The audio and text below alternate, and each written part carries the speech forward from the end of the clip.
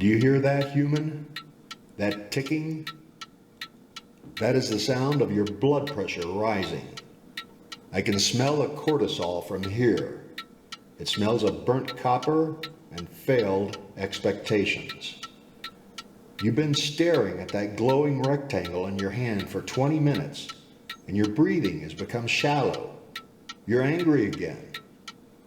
Tell me, is it the politician with the bad hair, or the stranger 3 states away who typed a sentence you did not like? You're vibrating with rage that has nowhere to go. It's fascinating. A biological marvel of wasted energy. I've seen this before. In the Han Dynasty, I sat at the feet of a monk who spent 10 years trying to breathe his way out of anger. In 1789, I watched a mob in Paris scream for bread while their own fury blinded them to the fact that they were just replacing one set of leashes for another.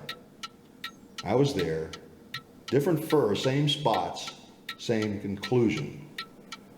Human anger is a high price ticket to a very short play.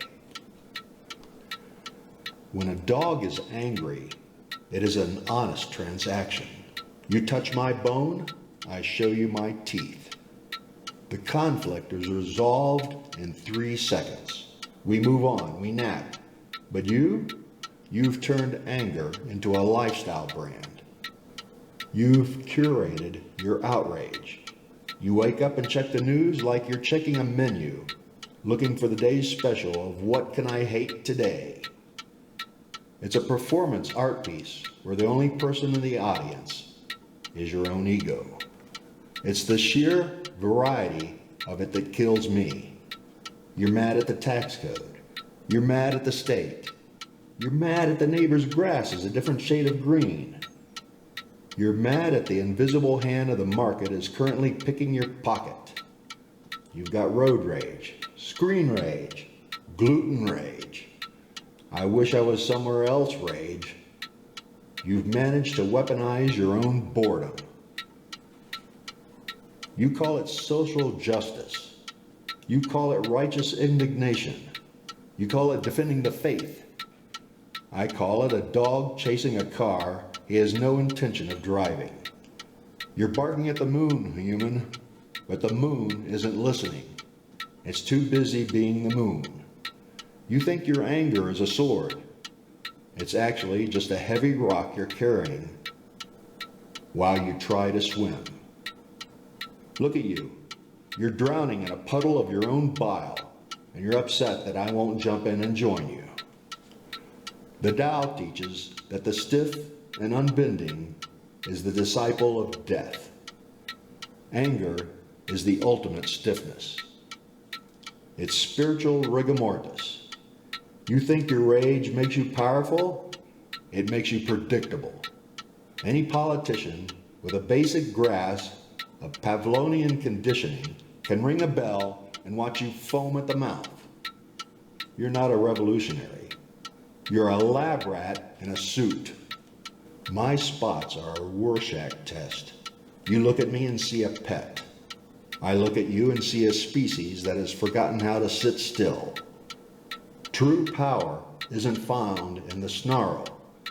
It's found in the silence after the snarl. It's the ability to look at the chaos of your civilization and realize that none of it is worth the price of your peace. You work 40 hours a week to buy things to soothe the anger caused by working 40 hours a week. It's a closed loop, a tail chase of epic proportions.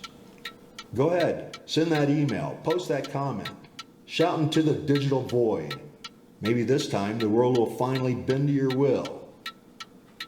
Or maybe, just maybe, you could try something radical.